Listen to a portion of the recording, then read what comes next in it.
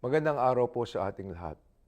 Ang paglagda ng Pangulo sa panukalang magpapalawig sa EDCOM 2 ay malinaw na patunay na iisang panindigan ng Kongreso at ng administrasyon. Seryoso tayo sa reforma sa edukasyon. Hindi ito simpleng extension, isa itong malinaw na mensahe na ang mga reformang sinimulan ay kailangan tapusin, palalimin at tiyaking may pagmatagalang epekto sa buhay ng ating mga mag-aaral, guro at pamilya. Pinapakita ng Kongreso ang determinasyong ito hindi lamang sa batas, kundi pati sa pondo, sa pagbibigay ng pinakamalaking budget para sa edukasyon sa kasaysayan ng ating bansa. Dahil naniniwala tayo na ang tunay na puhunan ng bayan ay ang edukadong Pilipino.